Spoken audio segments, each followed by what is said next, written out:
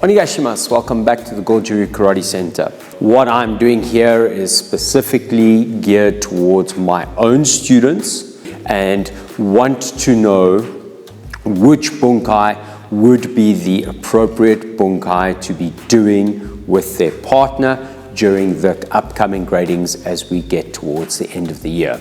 Very simple. If you go back to your dojo and you ask your sensei about bunkai and your sensei says you do it this way, you do it that way. If your sensei says you do it that way, you do it that way. Always default to what your sensei says, so do what your sensei says.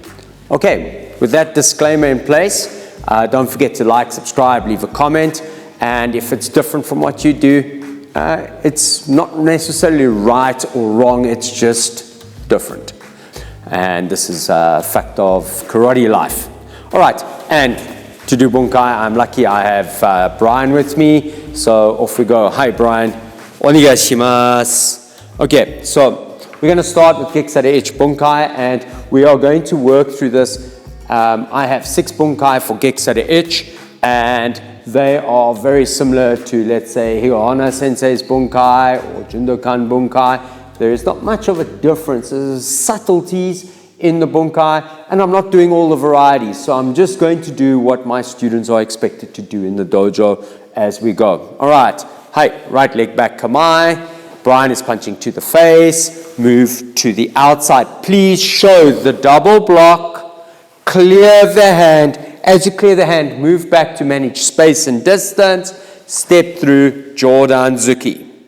And then move back and ready. Left leg back. Let's do the same thing from that side. So 1, 2, 3, 4. And back and ready. Bunkai number 2. Brian is punching to the face. Right leg back Kamae. Move to the outside. Deflect, swivel, bring your feet together, protect your groin with this hand that comes across, step through and strike for the groin. And back and Kamae, left leg back Kamae, as he attacks, 1, 2, and back and ready. Right leg back Kamae. Third bunkai, punches to the chest, move to the inside. This is the first time you will move to the inside of the attacker. And you have to be vigilant that he has another hand and another leg. Hi, moving, 1. So double block, Chudan, make space, kick, land, elbow, uraken. And back and ready. And left back Kamae. Move to the inside. Hi, 1. Show the double block. Make space, kick, elbow, uraken. And back and Kamae. Bunkai number 4, we move to the outside, right leg back Kamae.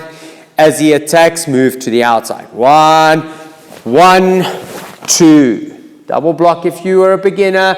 Slightly more advanced students may be doing a single block punch to the ribs. Back Kamae, left side back, and 1, 2. And back. Bunkai number 5, Brian punches to the chest.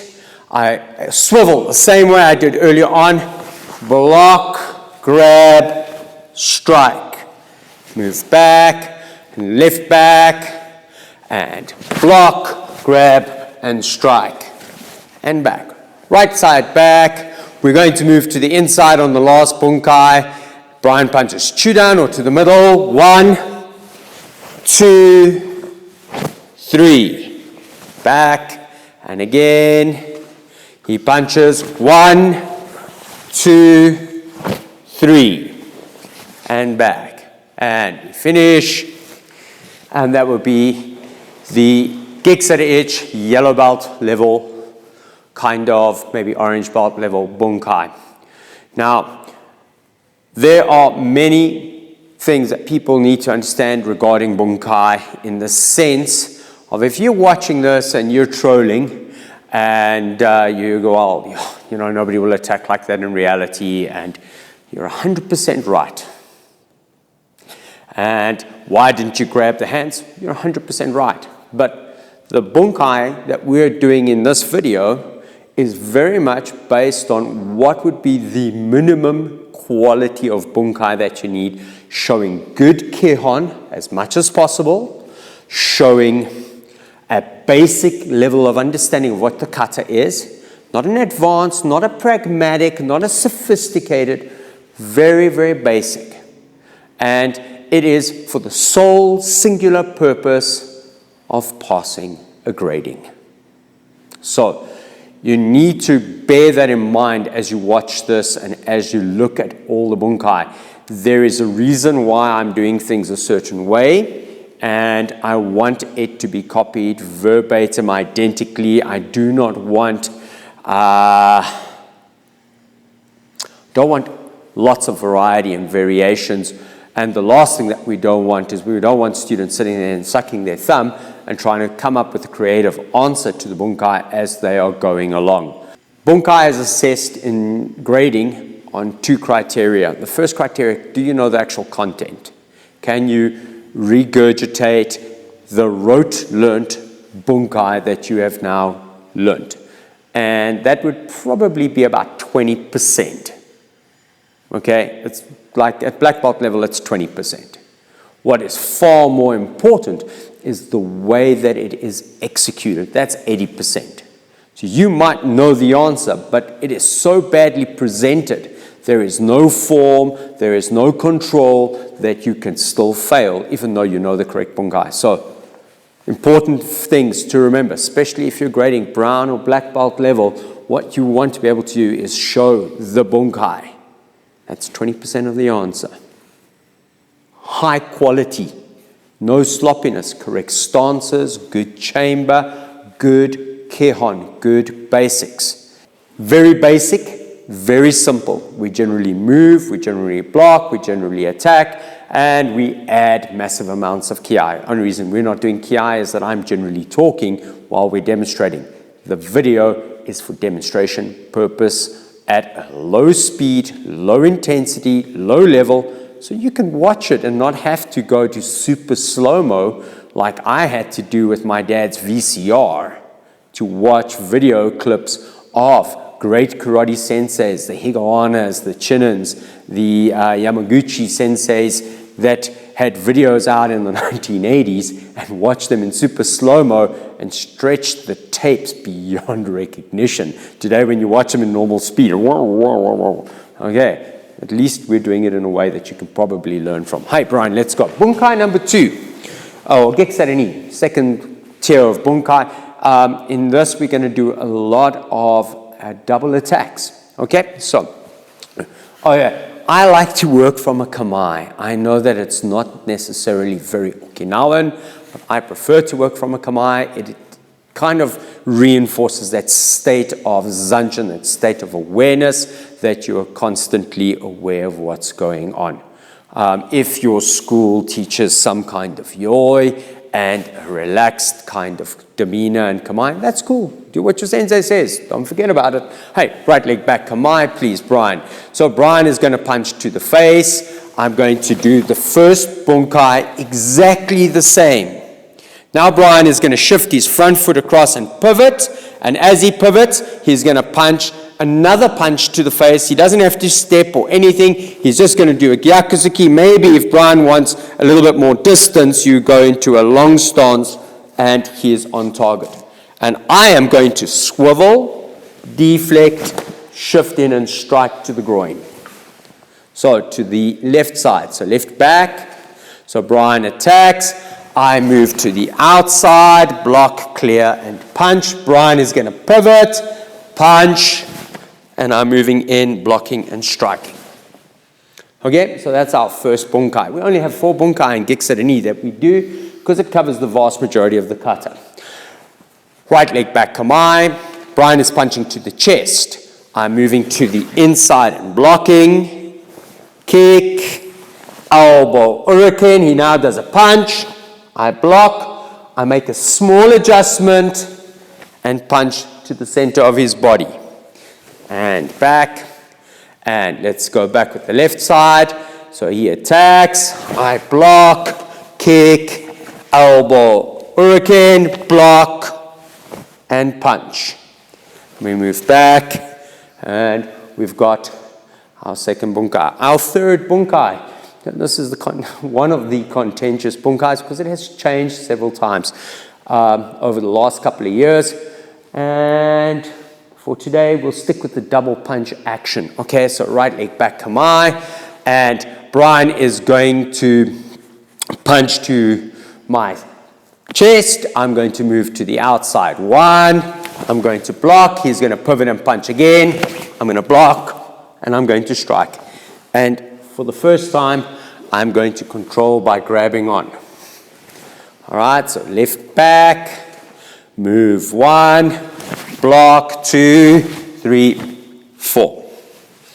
Okay, our final bunkai, right leg back Kamae. Very, very simplistic interpretation of Mawashi uke. Brian punches to a clear, strike, strike, and back, and Brian punches left side.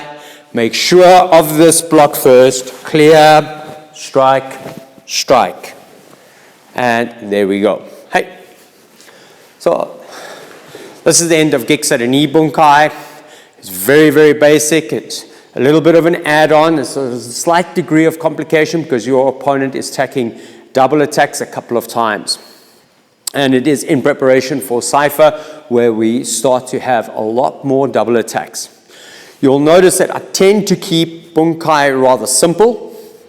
Sometimes I'm going to be coupling movements together in such a way that as you're doing the Bunkai, you are expected to remember fewer bunkai, but they're a little bit more complicated. And you're going to have to work at this, and you're going to have to practice and polish and fix, because this is what it takes to show that you have got that basic level. If we tie it in with the concept of Shuhari, at this point you are copying. It's Shu. You're copying without looking left, without looking right, without being personally creative. You are just copying for the sake of copying and making sure that you're memorizing everything and developing a certain amount of polish on your karate. And that is essentially what it is to get from white belt to, let's say, Jodan level. It's from Shodan level upwards that karate really starts to blossom and to develop a lot more.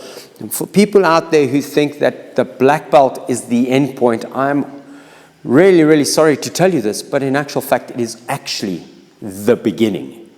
Everything up until then is a test to see if you have the right personality, the right character, the right perseverance, the right level of dedication to stay within the system.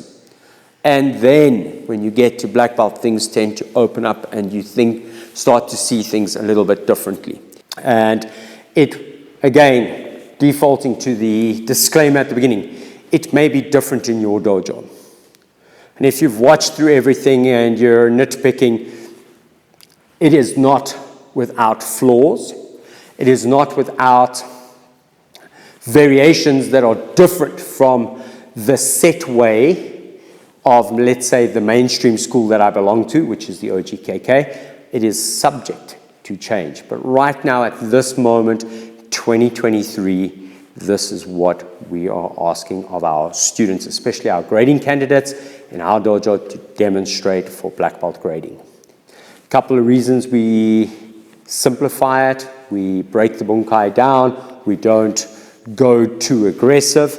Number one, you have to manage your safety as well as your partner's safety in grading. To hurt your partner, and I've seen this many times before, I've seen students in grading who are much more aggressive and stronger hurt their partner fails the grading because their partner cannot complete the grading. I saw this many times. And this person is allowed to pass. No. All right. You have to look out for one another.